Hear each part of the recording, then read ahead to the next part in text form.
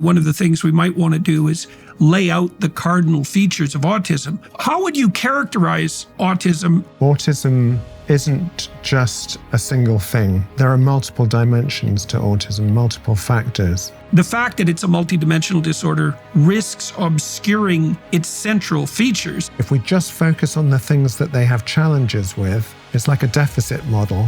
If we recognize that brains develop differently, and that some brains focus more on systems than they do on people, there's growing evidence that autistic people are better than non-autistic people at understanding systems, at pattern recognition, which is obviously a great asset in a lot of different environments.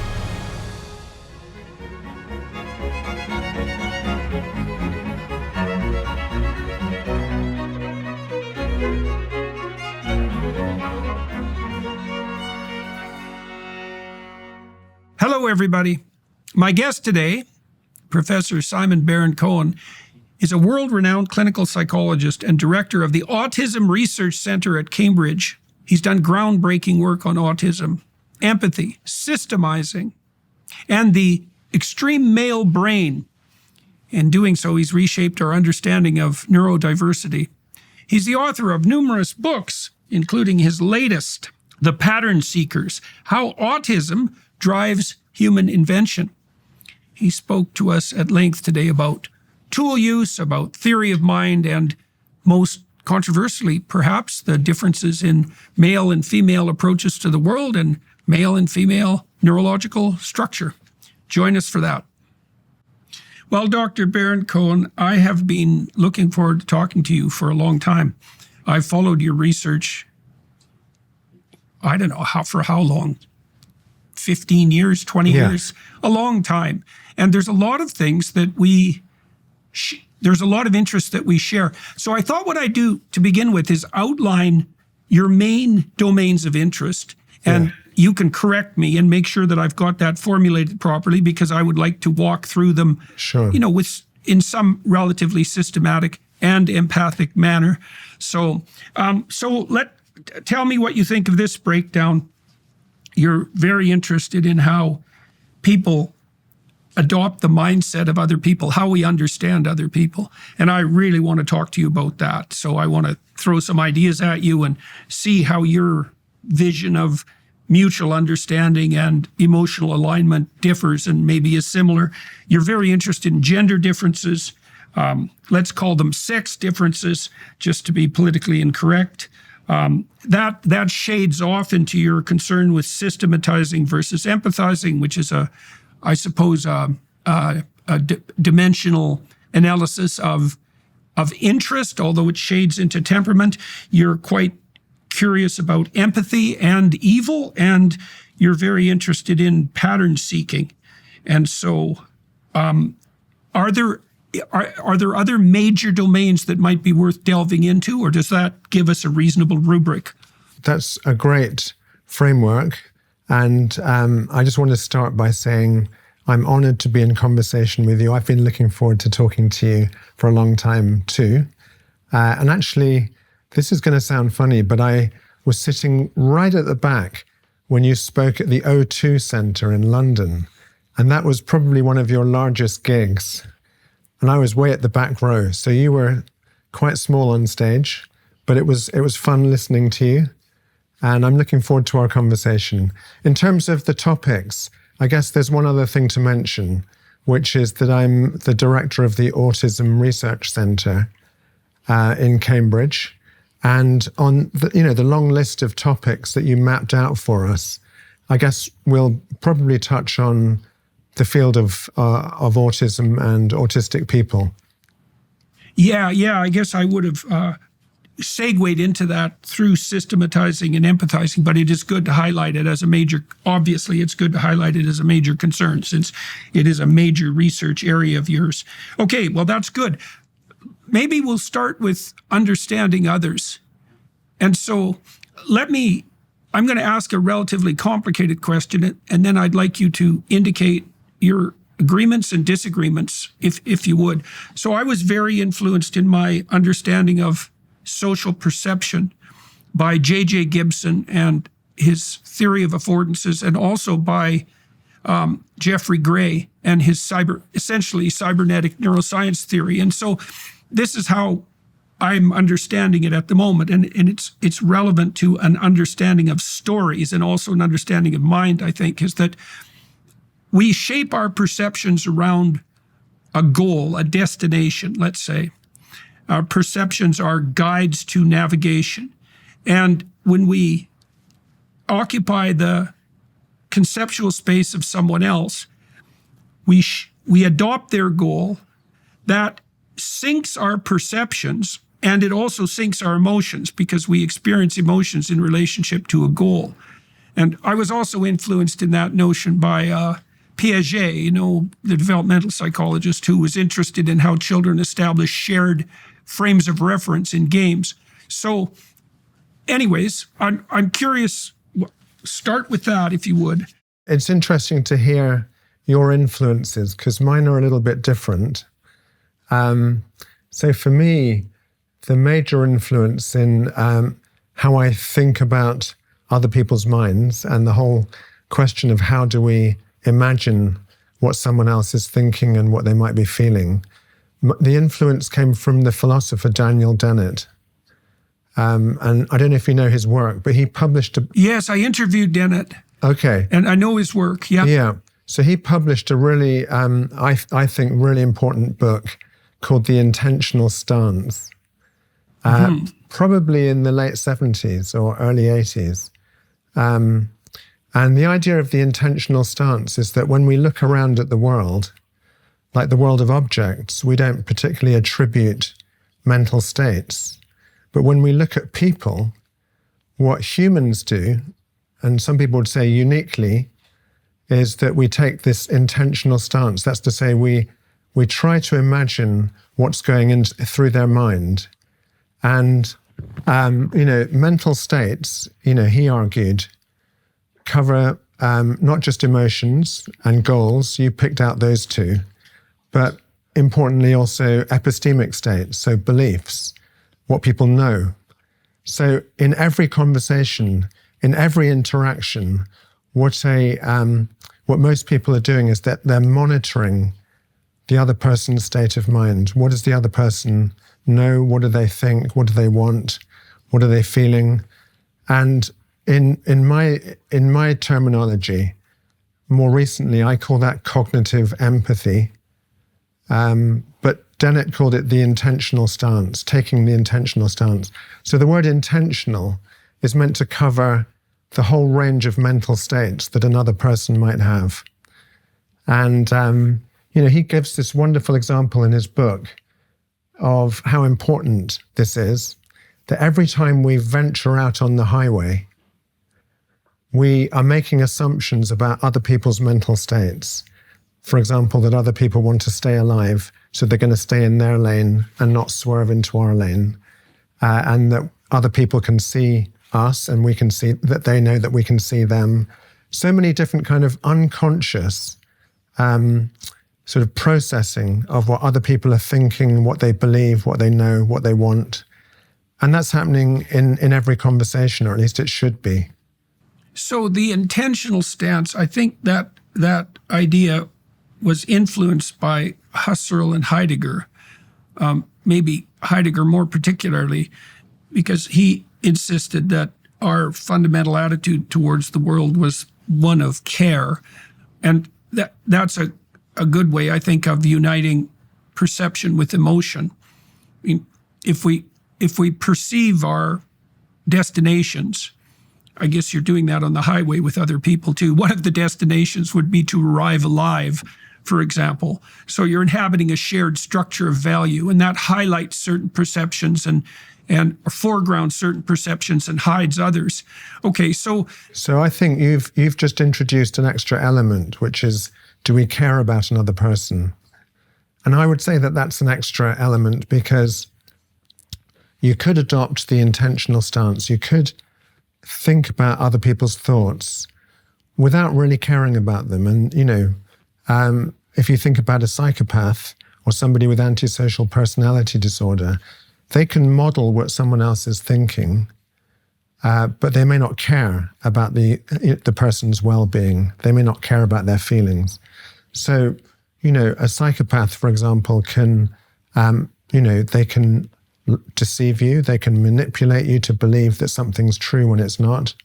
They turn up at your front door and they pretend that they are the gas man coming to read the gas meter.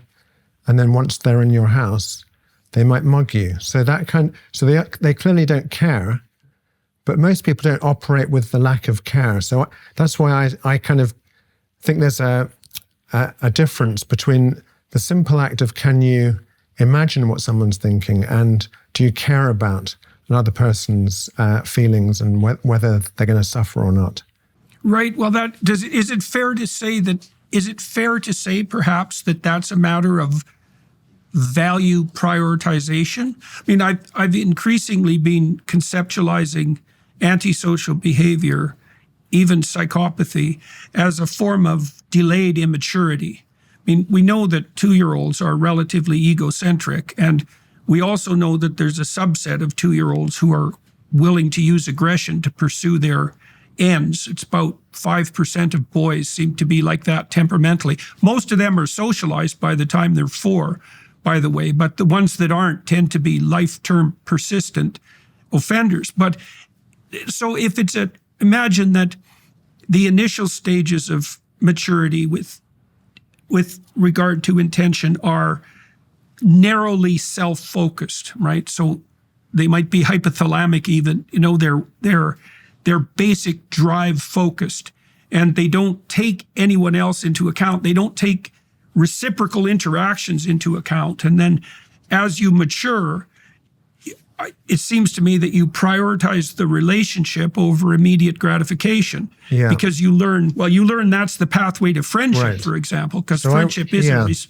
Go ahead. So I would take a slightly different view. I mean, people talk about the terrible twos, and when my kids were 2 years old, I didn't find them terrible, actually. I mean, sometimes they have their own wishes and they get upset if they're frustrated that they can't have what they want. But I don't think most 2-year-olds are just driven by self-interest and purely in the pursuit of their own goal. Some 2-year-olds maybe. But, there are these studies, I'm sure, you brought in Piaget, but also, you're really referencing the field of developmental psychology. But there are these tests that I'm sure you're aware of where the mother might be playing with a toy hammer and she acts as if she's hit her thumb with the hammer and shows some pain. And even 2-year-olds will look up at the mother's face when she is in pain. They recognize that. And they may come over and console her, or give her a kiss, or give her a hug or a cuddle, because she's acting as if she's in distress. So I don't think even the typical 2-year-old is oblivious to another person's feelings, and nor are they kind of like detached, psychopaths where they just don't care that somebody else is in pain. They actually have the natural reaction of wanting to alleviate another person's suffering. And of course, there may be differences in maturation. I think that's what you're saying. And we might get onto the controversial area of gender differences and, whether girls on average might be developing faster in terms of being able to recognize other people's feelings and respond with an appropriate emotion. The way I started talking about this earlier was to talk about cognitive empathy, which in my framework is the recognition element, recognizing what someone is thinking or feeling. But the flip side of the coin, the other fraction of empathy, I call affective empathy, and that's having an appropriate emotion, an appropriate emotional response to somebody else's state of mind. And of course, for most people, most interactions, combine the two. The cognitive element, I might be reading your face, I might be reading your body language, or I might be inferring what you're thinking or feeling from the context, what I know about you. But the affective part should be kind of kicking in very, very quickly Because if I see that you're bored, or if I see that you're a little bit upset or angry, I should be responding in real time with an appropriate emotion. Shopify powers millions of businesses worldwide, supporting everyone from established brands to entrepreneurs just starting their journey.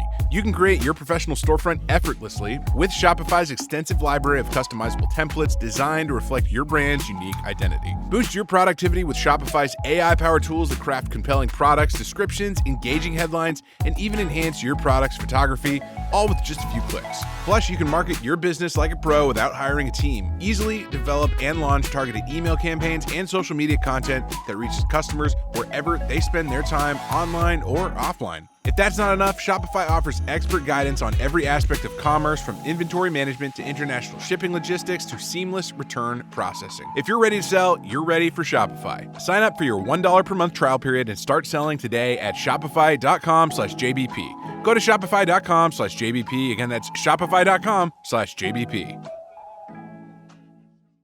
So I wonder if there's a way of bridging the gap between the approaches that we took. I mean, it seems to me likely that empathy, broadly speaking, is sufficiently crucial to social creatures like us that it might be represented at multiple levels of neurological function.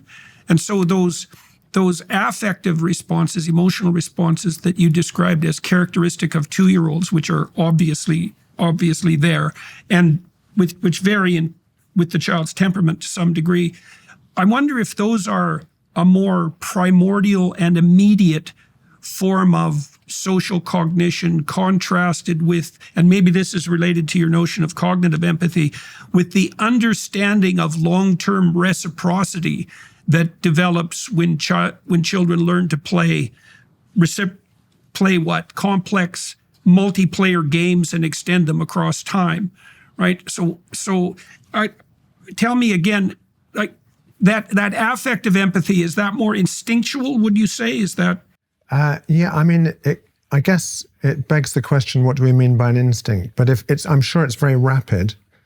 But, what I liked about something you said earlier was about the developmental kind of timetable, or the unfolding of these things in early childhood. Because I used to work in this field, and the field is broadly called theory of mind. When does a child develop a theory of mind, or when is a child able to appreciate what someone else knows and believes and thinks? And the consensus back then, and I think the literature still supports this, is that it's not till about the age of 3 or 4 that kids can appreciate that somebody else may have a false belief. That Jordan thinks it's Tuesday, but actually it's Wednesday. So it takes till the age of about 3 or 4 before kids can know what is true and understand that somebody else might hold a false belief about the world. And then it takes a little bit longer, not till the age of 5 or 6, before they can do what's called second order false belief.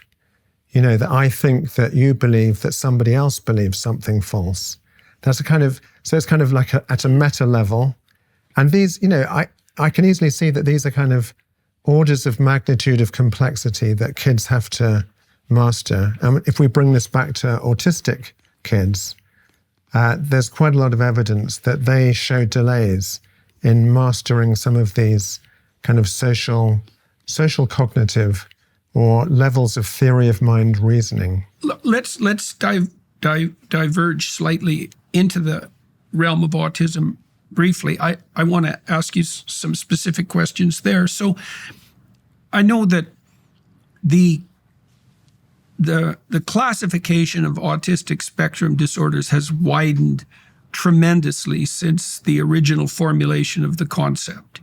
And I suppose that segues or shades into your work on systematizing and empathizing, which is maybe even a broader conceptual framework.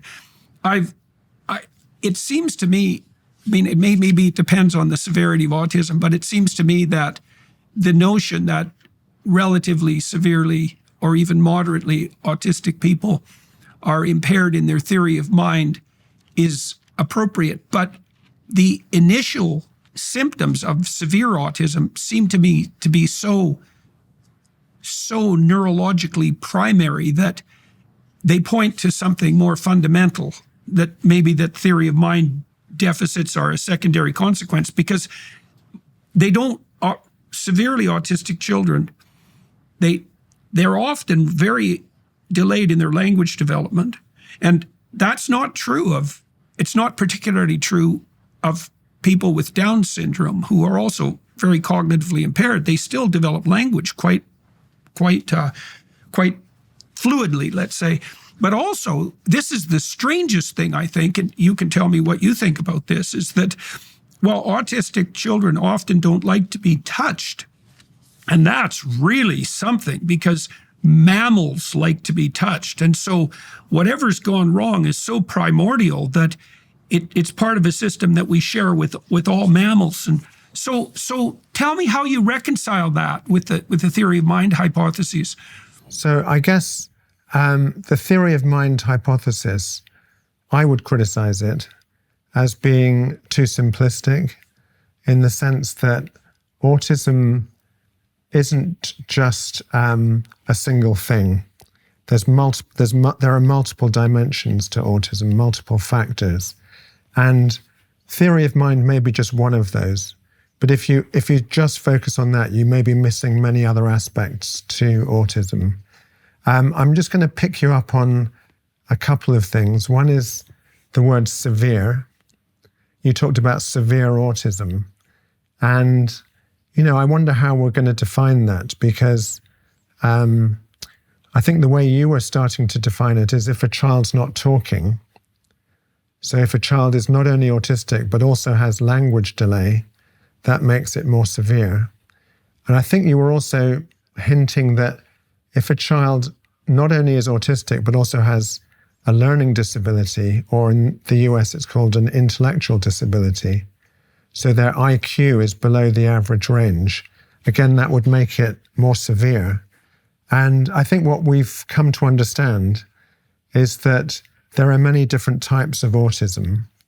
Although we've only got a single word, in the US it's called autism spectrum disorder, ASD. I personally don't like that terminology because the word disorder is quite stigmatizing. But nevertheless, so I just use the word autism as a kind of umbrella concept.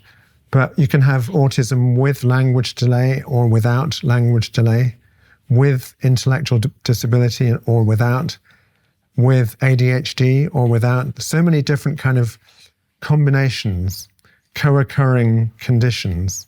But whether you'd say that one is more severe than another, it's not clear to me. You could have somebody, and I'll give you an example of an autistic man who didn't speak until he was 11, didn't read or write until he was 18, but is now he's now a professor in my university.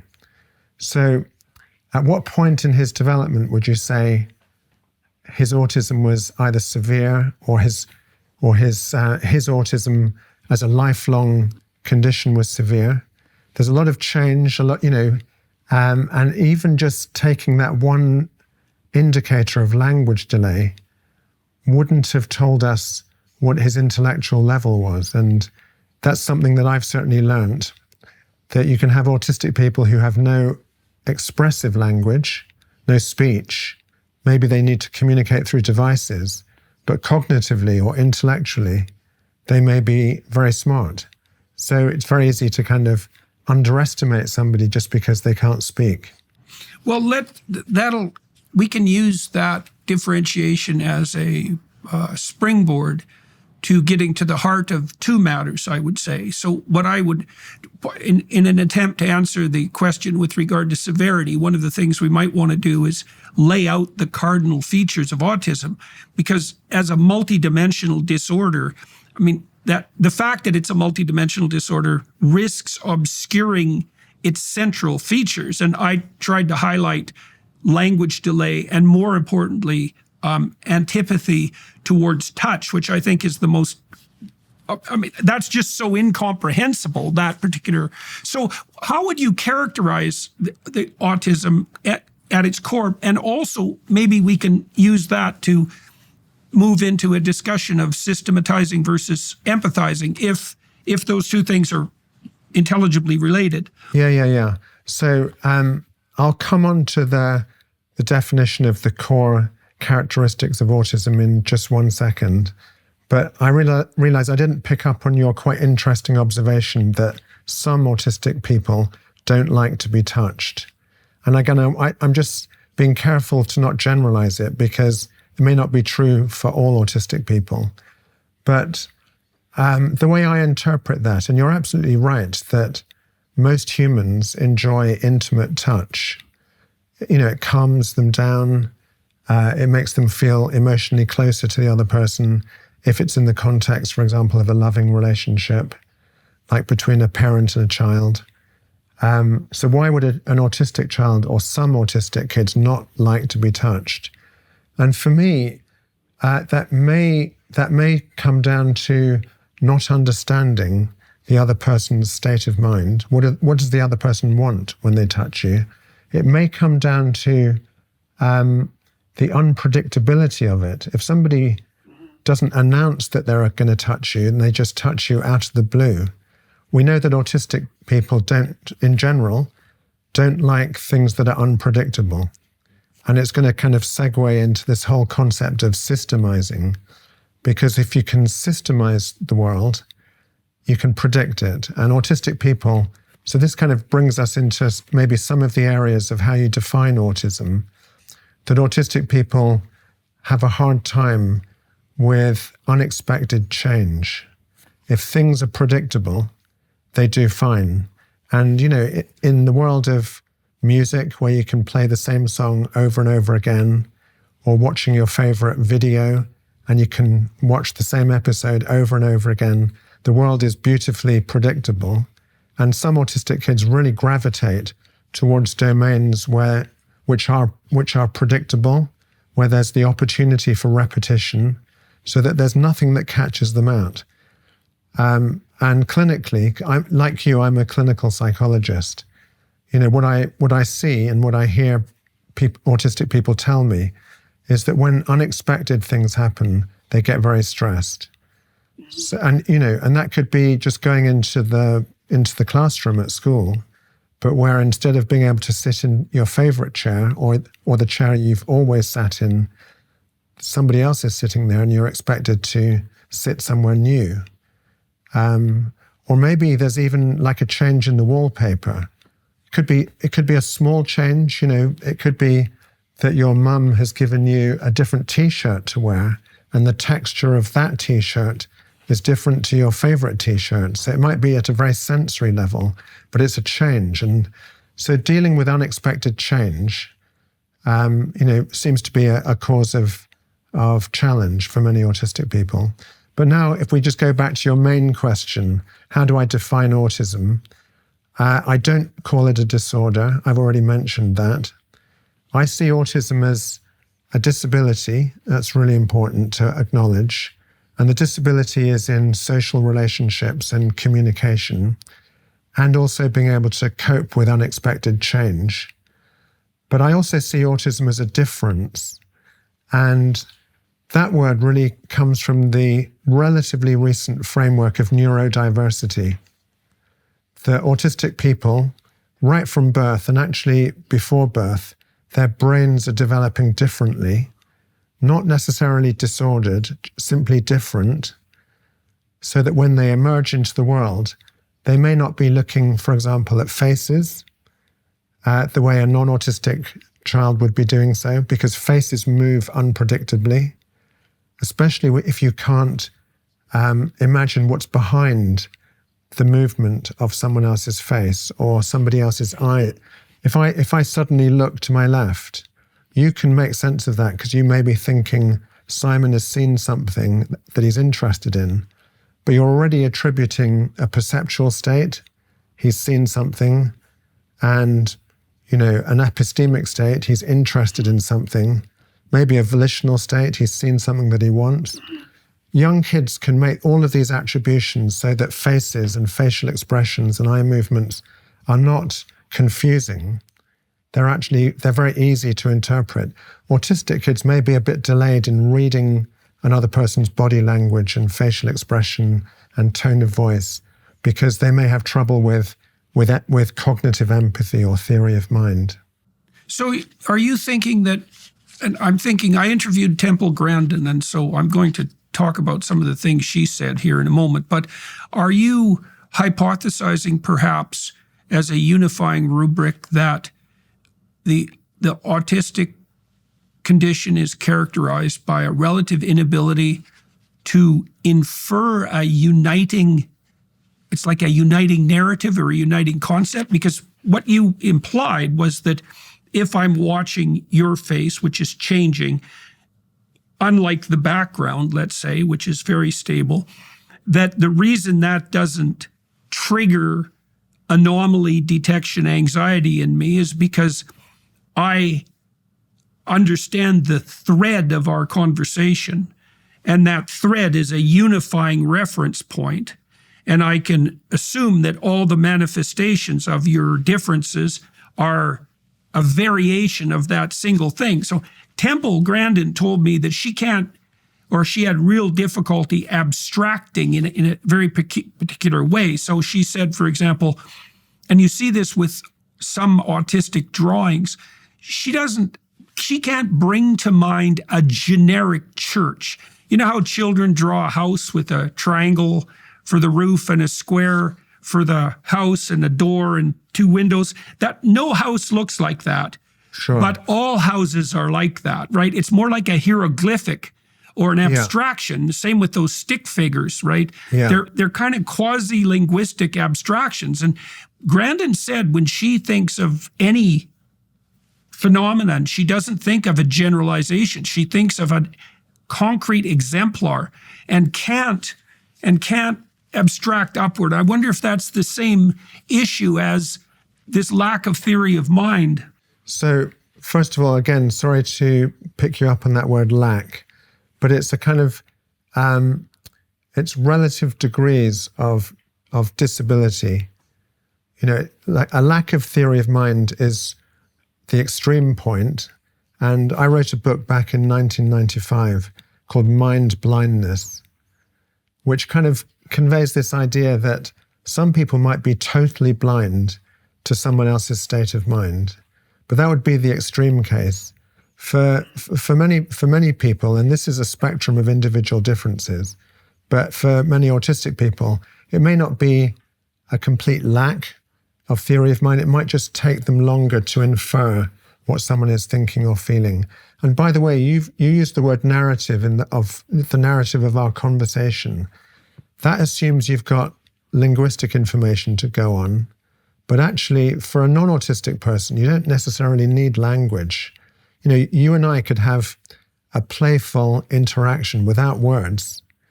And, you know, parents do this with their infants long before the infant has language.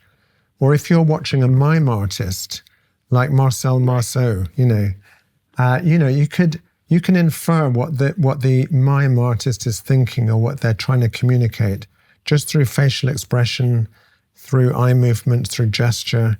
So words, of course, give you another set of information, like a printout of what might be going on in someone else's mind. But the basic ability of just imagining what another person is thinking or feeling or wanting or intending or hoping, all of that could be done without words. And that's why you can have, for example, two deaf people communicating perfectly well without speech, just reading each other's hand movements or finger movements or facial expressions. Right. Can you infer a narrative merely through drama? I mean, that seems to me to be what you're pointing to, is you can act it out. Like, it seems to me that what a narrative is a verbal description of a drama, right? And the drama is embodied in the way that you described so that a mime artist can manage it or people can act it out. I would say that the fundamentals, whether you're going to call it a drama, the fundamentals of communication is that two people, at least two people, establish a topic. And right now we're having a conversation and we're both recognizing what is the topic of conversation. And that's an incredible thing when you stop to think about it. Because if you look at two individuals from any other species, if you think of two sheep in the field or two dogs that might be in your home, the animals are not establishing a topic that they're then going to communicate about. And yet in humans, if you think about a typical toddler, they use the pointing gesture. So, an 18-month-old, or even younger, a 14-month-old child will point to something, look back at their parent to see if the parent is looking at what they're pointing at. So they've established a topic of conversation, all without words. And autistic kids often are delayed in the ability to produce the pointing gesture. Oh, okay. That's crucial. Yeah, or if you suddenly look out the window, I'll turn to look at what you're looking at. Right. And a 14-month-old child will do that. That was the work of Jerome Bruner, developmental psychologist way back in the 70s. He called it joint attention or shared attention.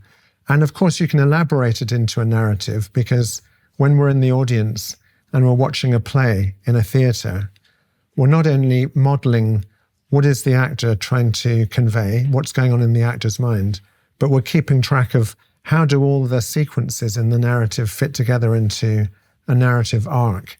So you can make it as complex as you like, but the simple building blocks are being able to imagine what someone else is thinking or attending to.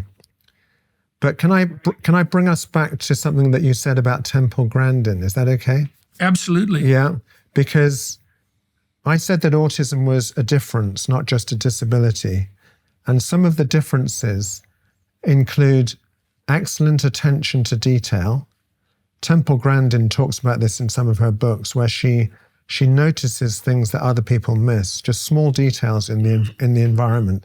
So if she was looking at a church, she'd be looking at the shape of the windows or the number of the windows, or the texture of the bricks, all the small detail. So excellent attention to detail, often excellent memory for detail. And then, something that I introduced in my recent book, The Pattern Seekers, is excellent pattern recognition. And this kind of relates to what you were saying, that for non-autistic people, we seem to move very quickly to the general. Although we look at specific things like this specific church, we very rapidly slot it into a category called churches. And then we abstract, so that if we're asked to draw the church, as you gave the example, we don't produce a very lifelike, a photographic representation of this particular church. Icon. Yeah, I mean, it's almost like our drawing or our memory of the object is filtered through what are the general properties of churches. Or if we have to draw a picture of a dog, we might have in our mind kind of the general prototype of a dog, and that's what we draw. Whereas for an autistic person, the details matter. And actually they seem to be they have a cognitive style where they prefer to stay in the specifics rather than to generalize very quickly. And that brings us on to the topic of systemizing. Because when you systemize, what you're trying to do is understand a system that's in front of you. Could be any kind of system. It could be the light switch in the house, where you're trying to understand what happens if the switch is up or down. Is it turning on this light or that light? It could be the water faucet or tap, as we say in the UK. If I turn the tap, clockwise, the water comes out faster. So you're looking at these little systems in the world. It could be the keyboard in your house, where you kind of learn that if I play this note or this combination of notes, I get this particular sound.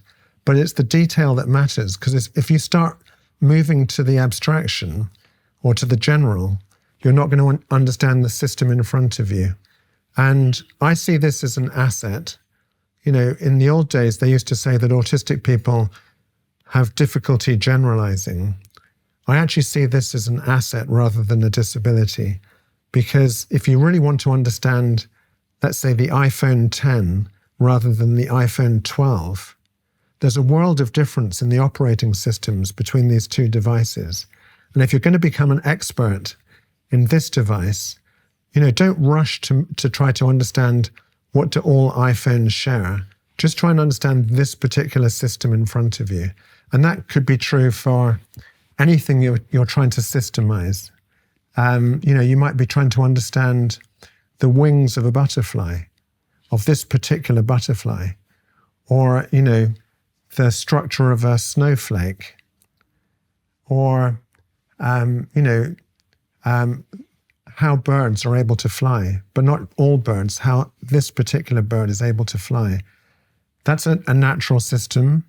The iPhone is more of a digital or, electronic system. Music we talked about earlier is it's a set of notes. But what systems share is that they are rule governed. So when you systemize, you're trying to analyze the rules that govern the system in order to predict how the system works or to understand the system in great depth. So this is kind of where I see the strengths of autistic people. And this kind of fits into this whole neurodiversity framework. If we just focus on the things that they have challenges with, it's like a deficit model. But if we recognize that brains develop differently and that some brains in some humans in the world focus more on systems than they do on people, because systems are ultimately predictable if you focus on the rules. I call these if and then rules. If I take something and I do something to it, then I get a particular result. So it's kind of a Boolean logic, trying to understand how a system works. And bringing this back to autism, there's growing evidence that autistic people are better than non-autistic people at understanding systems, at pattern recognition, which is obviously a great asset in a lot of different environments. So do you see, so two things. Is there a dimension of systematizing or systemizing and a dimension of empathizing? Because I've seen your model as systemizing on one pole and empathizing on the other, but right. Okay, but yeah, but it's two distributions. Okay, yeah, one other question too, just to cram it in there, and we'll get both of them at the same time maybe. Well, I couldn't help but think while you were talking that I guess this sort of came out of my to some degree out of my study of mythology. In the story of Genesis, it's engineers that build the Tower of Babel. It's the people we would call engineers, and they're inclined to a kind of technological worship. But there's something deeper underneath that, I think, that might be relevant to the discussion that we just had, which is that human beings are staggeringly remarkable in their ability to use tools. And is that systemizing tendency, natural variation in the proclivity to see the world as a place of tools? In the Gibson model that I've elaborated, so if once you specify a target of a destination, your perception orients itself to show you a pathway. Okay, now destination, pathway, tools, obstacles. Okay, but there's this now, Gibson didn't talk about this, but there's a social equivalent, because friends and foes are like the social analog of tools and obstacles. And then I'm wondering if, the empathizing types construe the world as a place of social relations in relationship to a goal, and the systemizers see tools and obstacles. You said the autistic proclivity is also to hyper-react to the unexpected. The unexpected is a very particular form of obstacle, right? It's when the system doesn't do what it's supposed to do. And you could imagine that if you're system oriented, that part of that might be sensitivity to deviation because it indicates a flaw in your understanding of this. So is it associated with tool use, do you think? Is this something that fundamental? Sorry, is what associated with tool use? Systemizing. Are the neurological variations you're describing variations in tool use proclivity? Absolutely. So my last book, The Pattern Seekers, the subtitle was How Autism Drives Invention. And the book is really a theory of invention, by which I mean how humans, Homo sapiens, uniquely have the capacity for generative invention. We don't just invent one tool and leave it at that. What seems to be unique about our species is that we invent unstoppably. And in the book, what I do is I go back through the archaeological evidence, which suggests that humans have been inventing complex tools for at least 70 to 100,000 years. And I kind of take the reader through, for example, the first bow and arrow, which the evidence is there in archaeology, was about 70,000 years ago. It's a much more complex tool than the kind of tools that other species use. A monkey or an ape that picks up a rock to use it as a hammer to crack a nut is using a tool, but it's a very simple tool. And they could even just be achieving the outcome, getting the juicy fruit, through associative learning, that using the rock to crack the nut gets you the juicy fruit, it gets you the reward. And so they repeat that, and many species have been repeating that kind of simple tool use for millions of years. With no innovation. There's no innovation and there's no complexity to the system. Whereas a bow and arrow uses this if and then Boolean logic, that if I take a stretchy fiber and I attach an arrow to it and release the tension, then the arrow will fly. So it's if and then.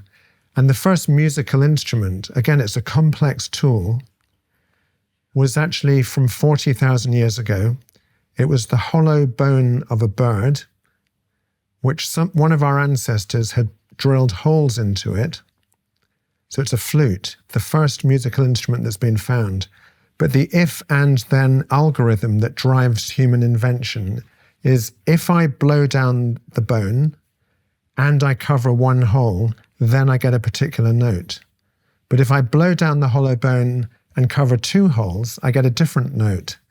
So the ancestor who invented this flute had created a complex tool and also had created a complex system, which is music itself. Music follows rules or patterns.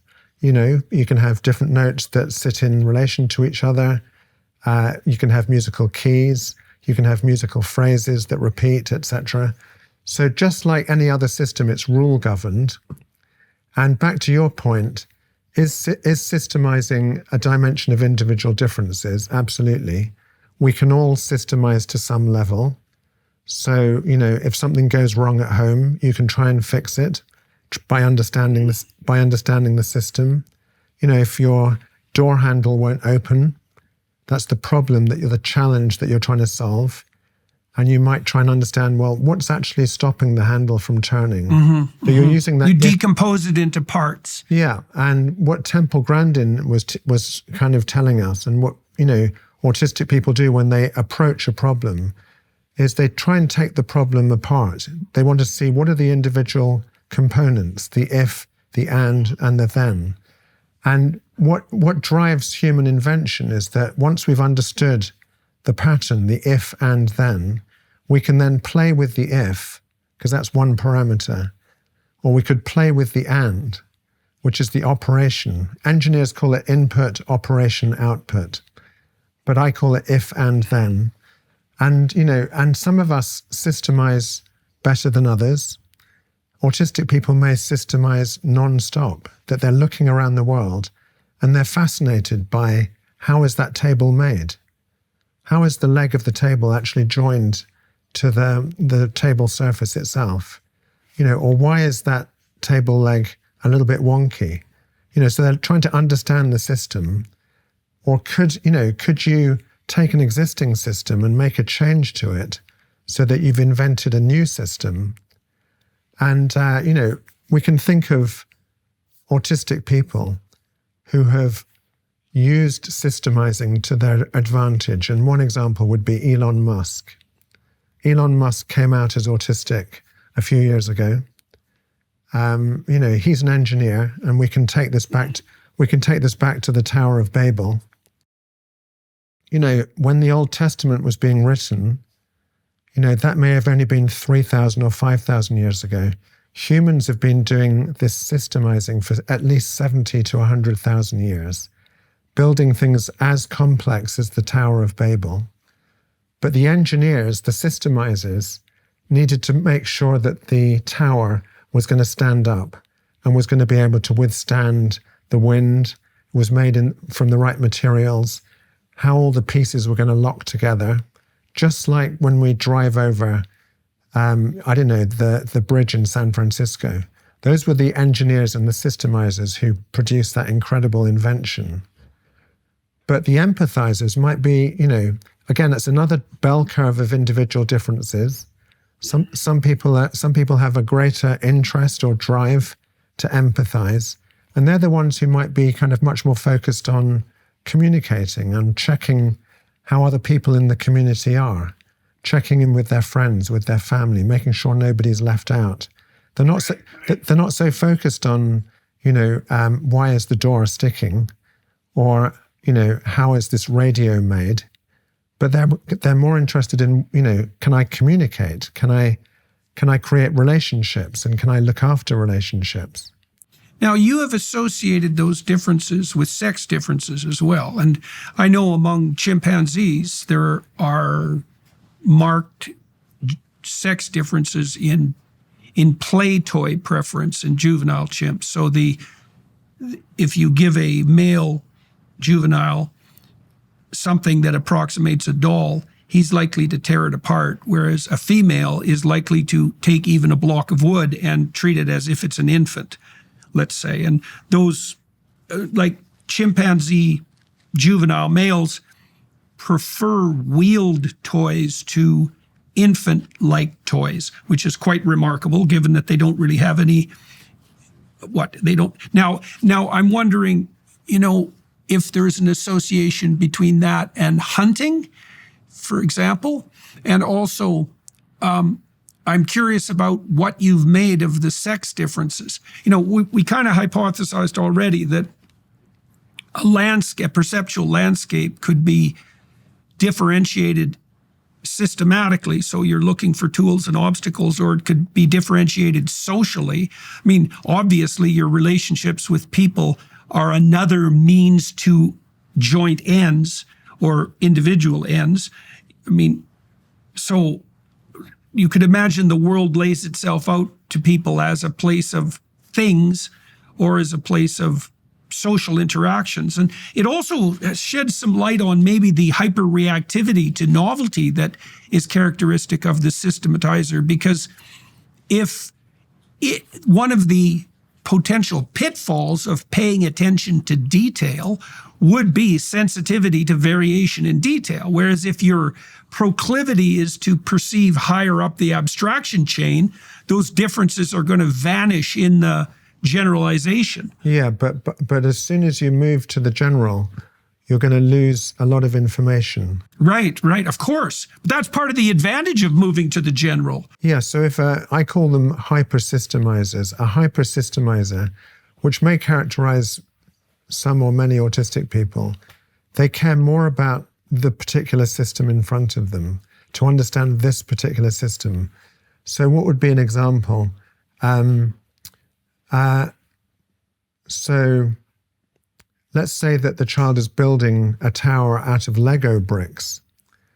Many autistic kids love Lego, and they often focus for long periods. Sometimes it's called obsessions, but I think that's a kind of pejorative way of describing what they're doing.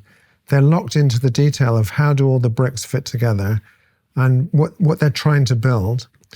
But they may not be looking at other children's faces in the room, or at adults who are trying to interact with them, because they're so focused on the system that they're trying to build. They're not trying to think of what are all the different possible systems I could build. They're just trying to build this particular system. Once they've done that, they may then, under their own control, make a change to the system. So it's not that they're averse to all change, but they want change to be under their control. And I guess what's challenging for autistic kids, or for a systemizer, a strong systemizer, is in the social world, in the playground, for example. You've got kids running around, you've got lots of people talking to you at once. There are, some of the verbal communication may not be literal, so you're trying to track the meaning of words when someone's using sarcasm or using metaphor or other kinds of figurative language. You've got not just focusing one-to-one. Like in our conversation, it's a little bit easier because it's one-to-one. But imagine if we were in the pub and there are 6 people talking at once, and you're trying to keep track of what does one person think about what someone else has just said or what someone else is thinking. So it's these multiple levels of employing a theory of mind in real time and being expected to react with a socially appropriate response. All of that is too many moving parts. Whereas taking apart a transistor radio and putting it back together again, or taking apart, I'm going to use kind of a nice domestic example. Imagine a 3-year-old child who takes the toaster in the kitchen, takes it apart to understand what happens inside when I push the lever down and when the lever comes up and the toast pops out. That's a child who's going to be a future engineer, a future systemizer. And I think for a long time, because I've been working in the field of autism for 40 years, in the bad old days, we would have tried to discourage autistic kids and autistic people from their repetitive behavior, sometimes called obsessional behavior. We thought that was bad for them because they're never going to learn about the real world if all they do for hours and hours is take the toaster apart and put it back together again. But actually, that's their learning style for many autistic kids. And if we see that not as a bad thing, but as a good thing, that they take a 1,000-piece jigsaw puzzle and they want to put it together again in a complete way to understand how every piece fits into the whole. You hear of these anecdotes of autistic kids who can do that, maybe not even using the picture on the sort of the right side of the jigsaw puzzle. They can do it face down. So they're using the shape and understanding how every shape locks in a unique way with every other shape. But they can do this very rapidly. So it's kind of, we should focus on the strengths of autistic people.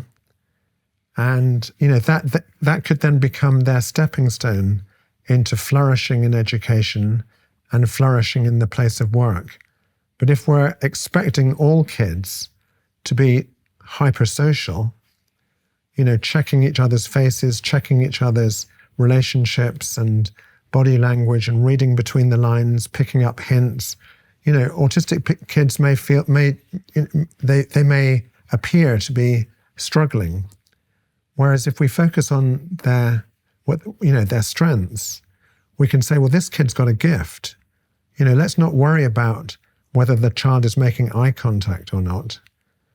Let's just let the child learn in their own way and see how far they can go. And, parents who recognize their child's autism as it's neurodivergence, that we don't have to expect all kids to learn the same way, to process information in the same way.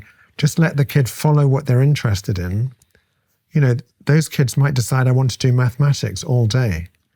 And sure enough, they end up in university and they're on the fast track into advanced mathematics, even if along the way they haven't really managed to learn how to write an essay. with a beginning, a middle, and an end, which communicates to a reader, because that's not their interest. Their interest is how numbers fit together, just like how pieces of the jigsaw fit together.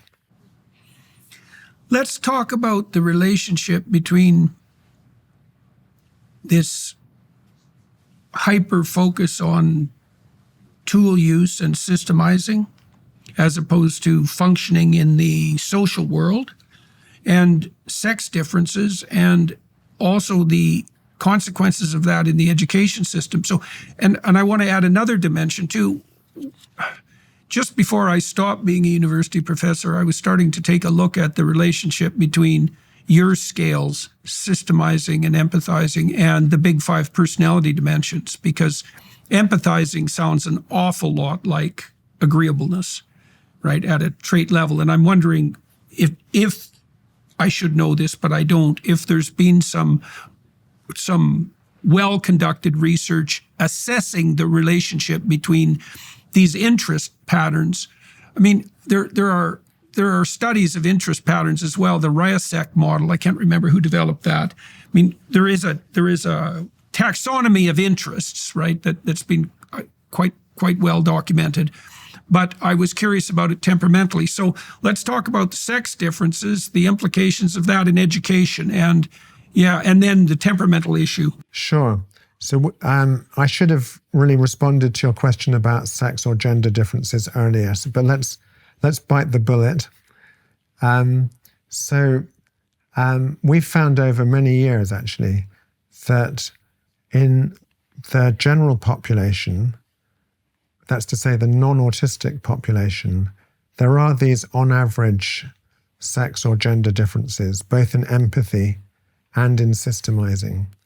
So what we find in small-scale studies is that girls and women, on average, score higher on tests of empathy and on measures of empathy, and boys and men, on average, score higher on tests of systemizing and measures of systemizing. I say small-scale because back in the day, we would be testing a few hundred people. But now you can do online research. You can really do research at scale. So we published a study back in 2018, which was 600,000 people taking the empathy quotient, the EQ, and the systemizing quotient, the SQ. They did it online, so that's how we could achieve such large sample sizes.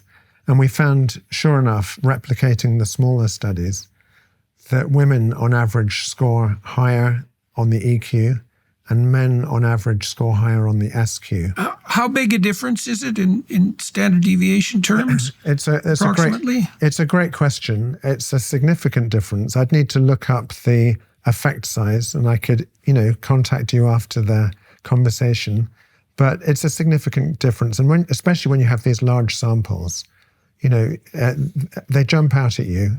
They were robust gender differences. We've also used a performance test of empathy called the eyes test. It's also called the reading the mind in the eyes test, where you look at photographs of people's eyes. And the test is whether you can infer what someone might be thinking or feeling just from looking at the emotional expression around the eyes. Because the eyes... Right, so that's a gestalt. It's a gestalt, yeah. I mean, it is. If you imagine like a letterbox, you've only got this much information, but it turns out to be very rich in information about another person's state of mind.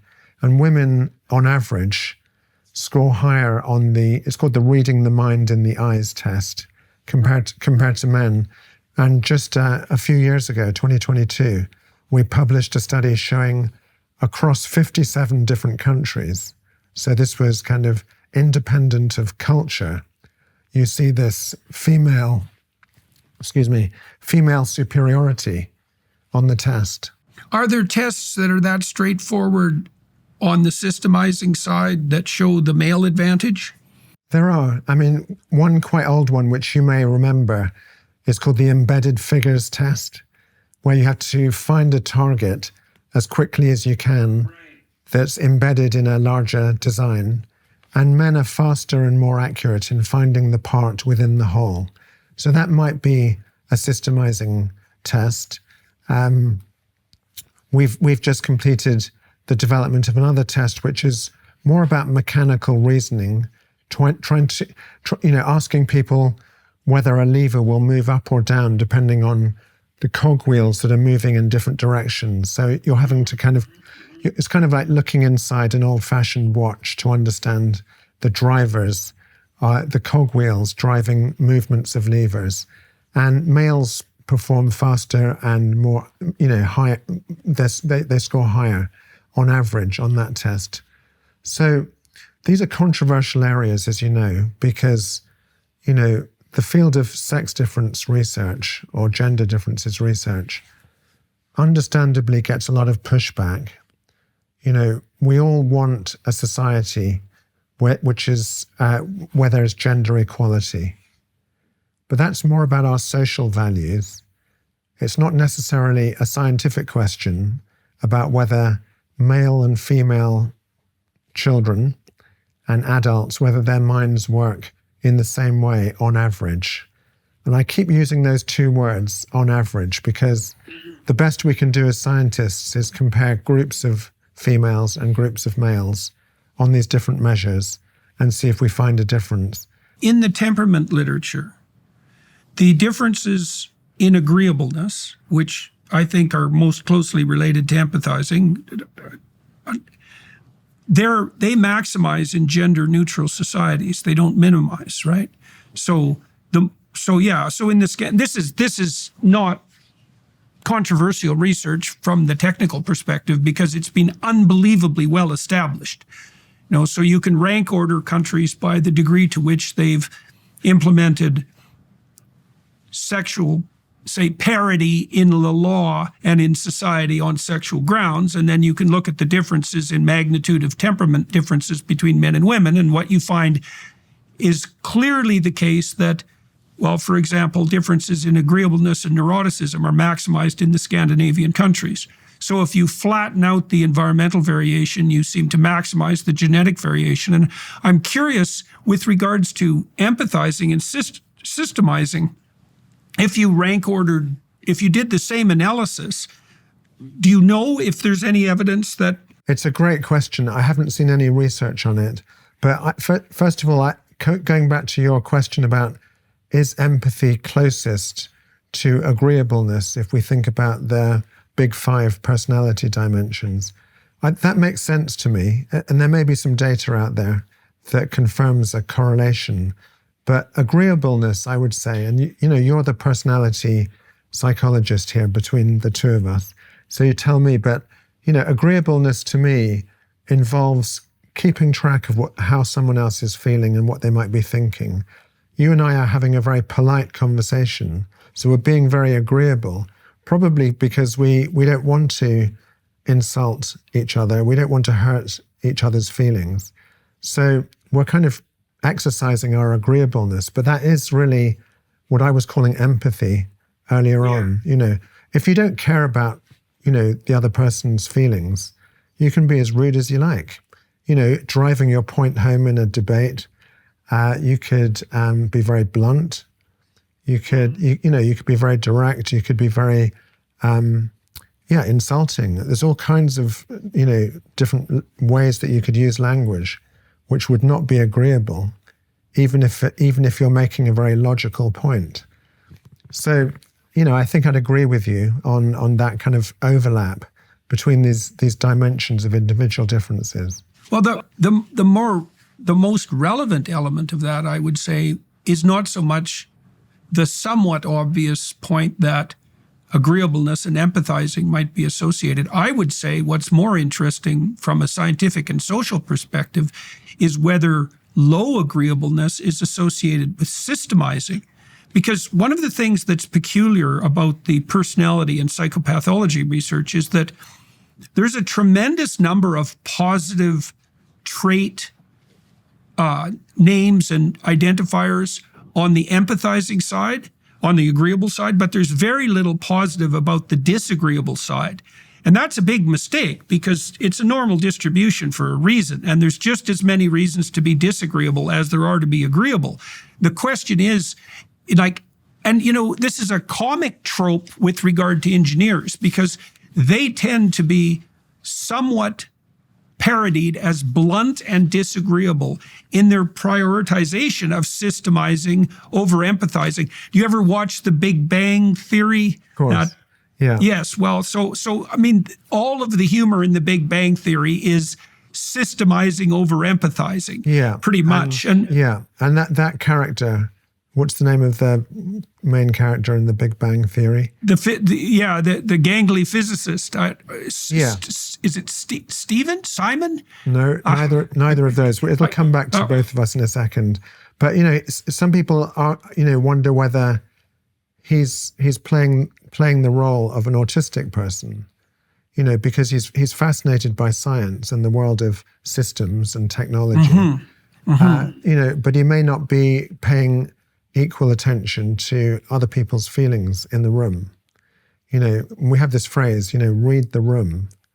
Autistic people and maybe, some engineers may be less focused on reading the room because they're focused on understanding the system and making sure it's working. Right now, you and I are surrounded by mechanics and engineers making sure that the cameras are working fine, the sound systems are working fine, and that's their job. That's their talent, and they may be kind of less, focused on are we both comfortable or are we communicating? Are we on the same topic? They're more kind of focusing on the engineering of our interaction or of the situation. But coming back to gender, just because I know that this is again a topic of mutual interest. The reason I say on average gender differences is you can find individuals who are atypical for their gender. When we do those big studies, we've classified the population into people who lean more towards empathy than systemizing, or those who lean more towards systemizing than empathy. So those are two brain types. We call them type E and type S. And then there are people in the middle who are kind of equal in their empathy and their systemizing. We call them type B for balanced. And then there are people at the extremes, people who empathize non-stop, but may find systemizing challenging, and vice versa. People who systemize non-stop and may find empathy challenging. And in that big online study, we had 36,000 autistic people take part. And they tend to be in the type S profile. So leaning more towards systems than empathy, or even in the extreme type S, where there's a bigger discrepancy between their systemizing and their empathy. But back to gender, you can find females. Well, maybe I should kind of back up a little bit. What we find is that more women than men are type E. It's about 40% of women and 20% of men. And more men are type S. Again, it's about 40% of males and 20% of females.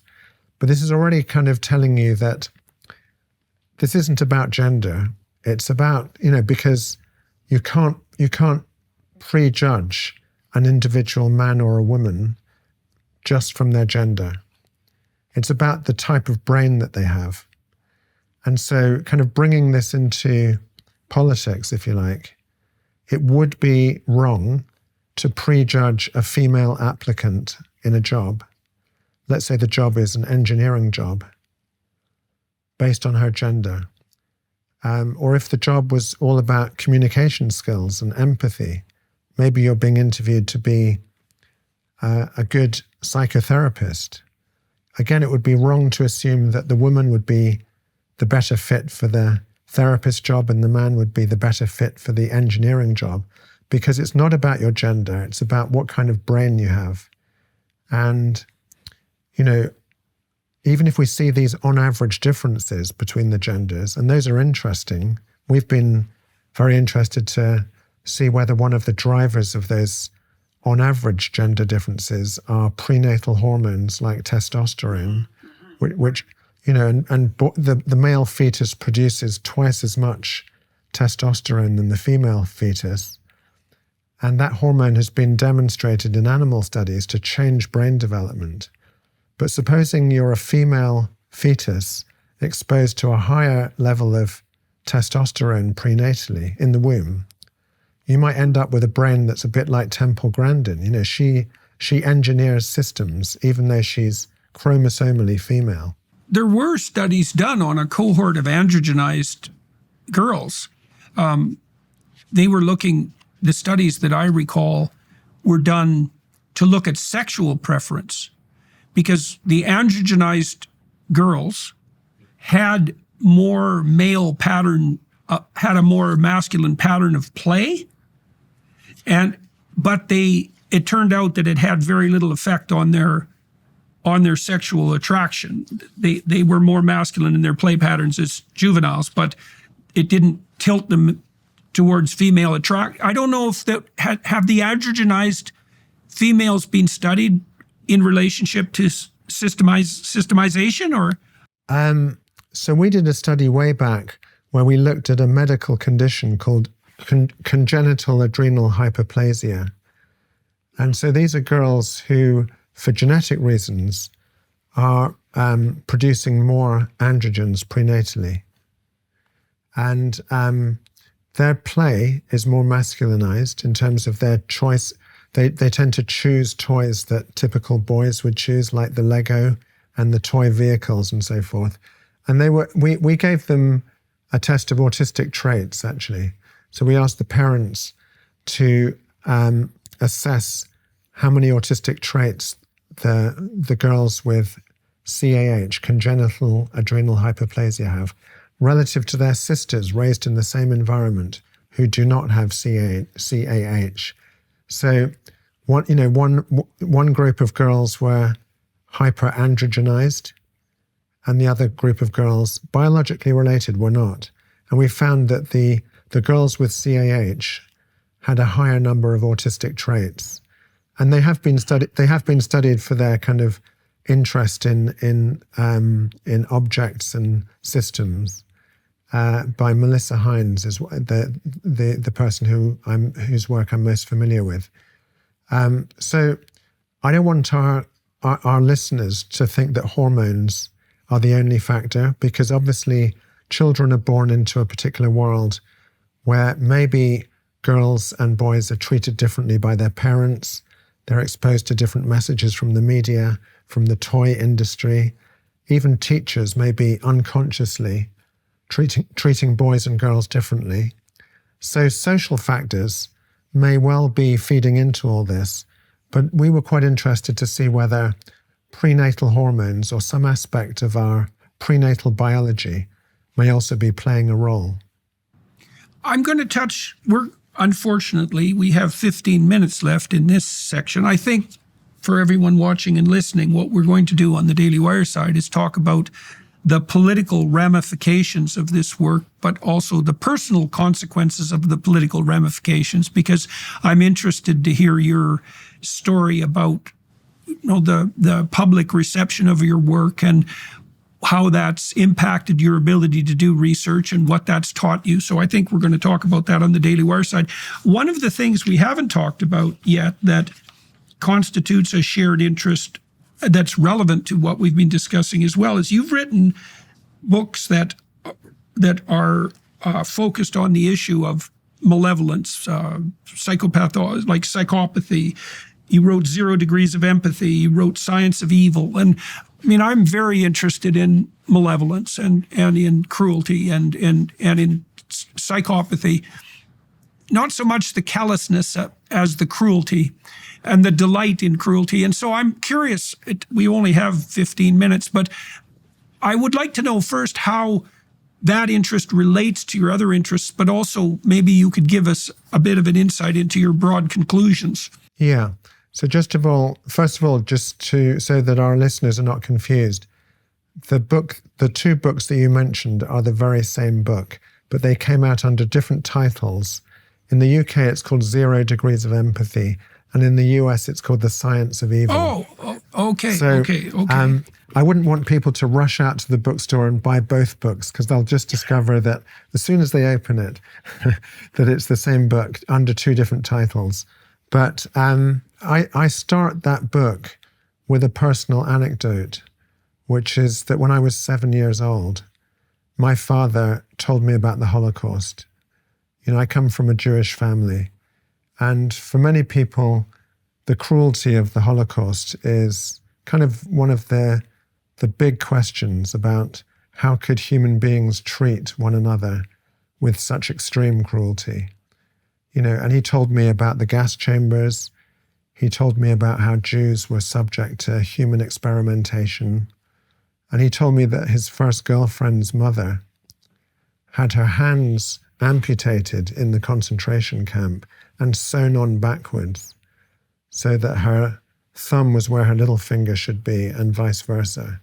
So the Nazi doctors were conducting experiments on people out of a fascination with what was possible, trying to break through new barriers in surgery, for example, but without any regard for the patient's or the inmate's subjectivity or feelings. And I got, so this has been a lifelong question for me about cruelty. And often extremes of human cruelty are just dismissed as evil. I say dismissed because, what you often hear in a court of law, a criminal court, is the defendant is evil. That's why he or she committed these acts of cruelty. Whereas for a scientist, I don't feel the word evil really explains what's happened. How was the person able to do that?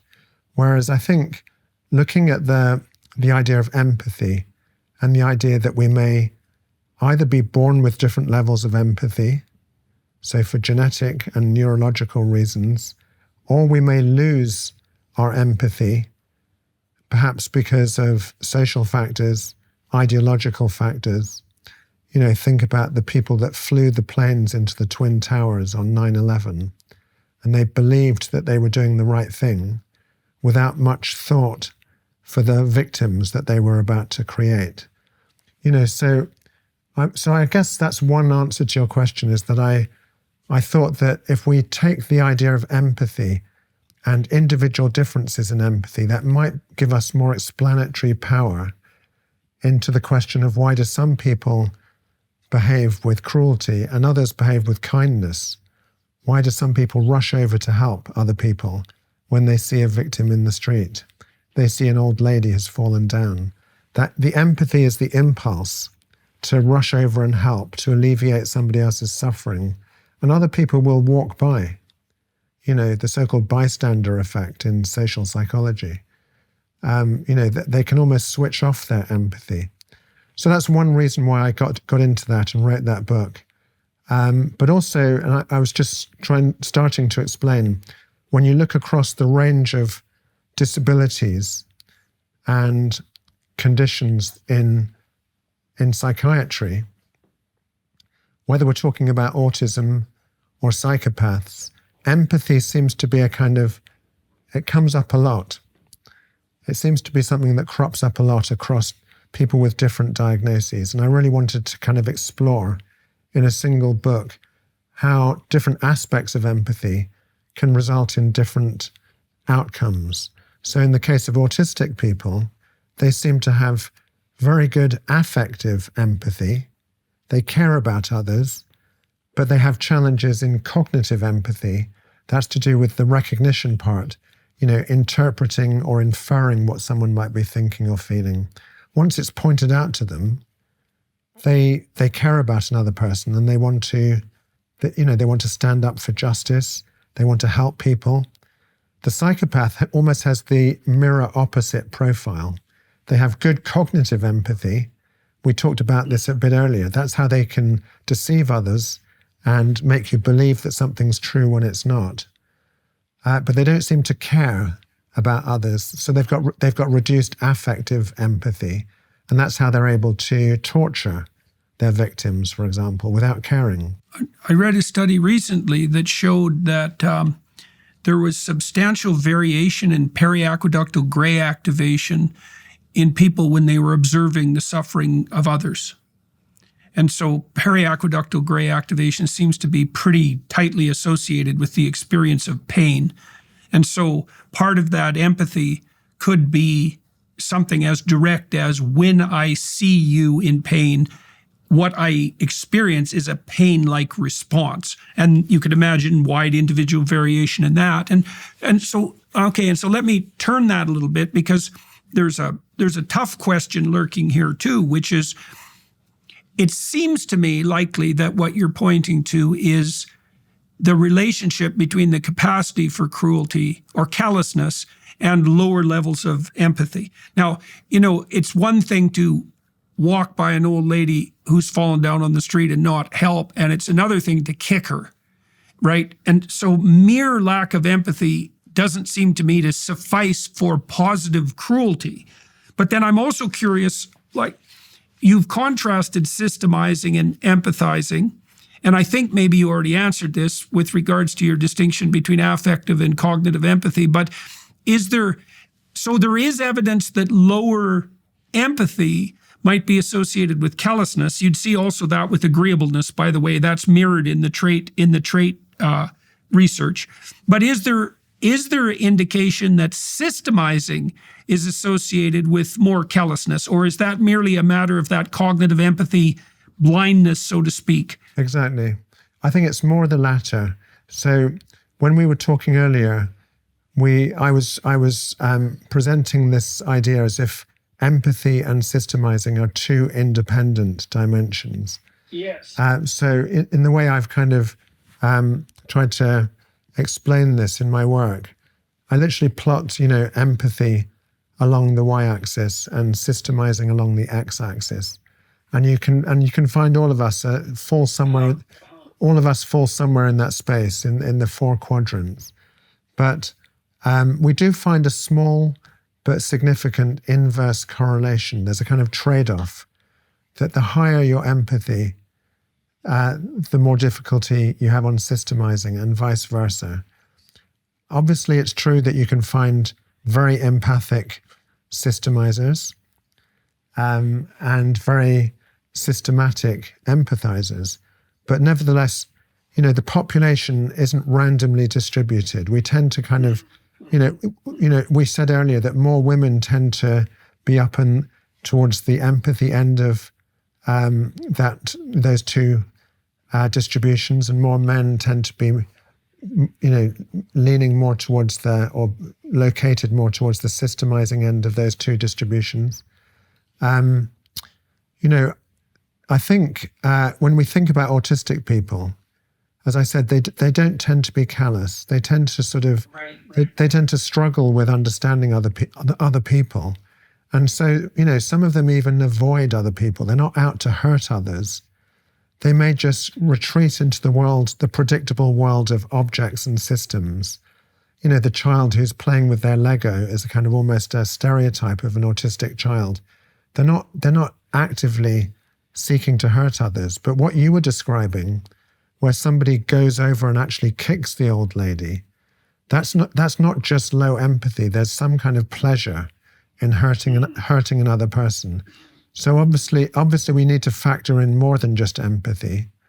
That if you're a child, for example, who's been bullied, and it makes you feel bigger and stronger to bully others. We have this phenomenon where the victim turns into a victimizer, which has always been a paradox for psychiatry. Why is it that, that kids who know what it feels like, who know how painful it is to be on the receiving end of child abuse, for example, when they grow up, might abuse their own kids? And it's not deterministic. It's not that they all do that. In fact, most of them don't, right? Most people who are abused as children don't grow up to abuse their children, although most people who abuse their children were abused as children. So there are these really interesting, important developmental sort of effects that we need to understand. If you do engage in cruelty like child abuse or hurting others, is it just a lack of empathy, or is it that the activity itself is giving you something? Yeah, positive delight. I think you can't understand the phenomenology you were describing in the concentration camps without taking like real sadism. And the dark tetrad research seems to indicate that too. The dark tetrad was originally the dark triad: Machiavellian, psychopathic, and narcissistic. But further investigation indicated that sadism was a necessary addition. And sadism is best defined as positive delight in the unnecessary suffering of others, right? So there's a kick there that's not merely like inability to experience like direct physiological empathy. Your pain is my pain. Yeah, there's this word called schadenfreude that I'm sure you know. Right. Taking pleasure in someone else's misfortune. So it's not just a kind of lack of empathy or not caring. It's actually sort of, that someone else's misfortune actually makes you feel bigger and stronger. In the story of Cain and Abel, Cain becomes murderous, obviously, and then he's the father of the genocidal mob, essentially. That's how the story develops. But there's a very interesting interchange between him and God right at the beginning of the story, because Cain is complaining bitterly to God that his sacrifices aren't being accepted and that he's a failure. And God says two things to him. He says, if you did well, you'd be accepted. So implying that Cain isn't exactly bringing his best to the table.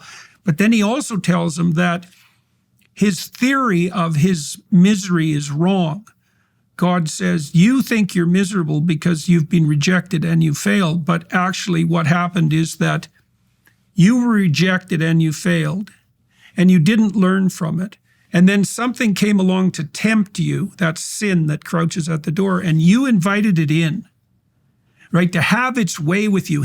God uses the analogy of a sexually aroused predator and tells Cain that he invited this spirit in and that's what's possessing him, right? It's a very sophisticated psychological analysis because it's not merely, let's say, a deficit in empathy. There's another factor, which is it's something approximating a decision or a series of decisions to revel in suffering, and that's not something psychologists have done a good job of explaining. No, but I mean, you've reached to the Bible as one set of stories to try and understand this, but we could reach to a much closer example, closer to home, which is sibling rivalry. Because sibling rivalry was described as something that's quite normative. If you have kids, as parents, it's one of the most heartbreaking things is to see two of your kids fighting each other or arguing with each other. And, when we just want our kids to love each other. Right. Competition for status and attention. Well, that's part of the Cain and Abel story too, of course, because that's a sibling rivalry story. Absolutely. So, whether they're competing for resources or competing for parental attention, there may be something more than empathy that's at play in terms of what's driving our behavior. Yeah. That we feel better if we're maybe higher status or feel a bit more powerful. Yeah, well, it does look like something like a turn to power as an adaptive strategy, right? A turn to power and domination rather than reciprocity and cooperation.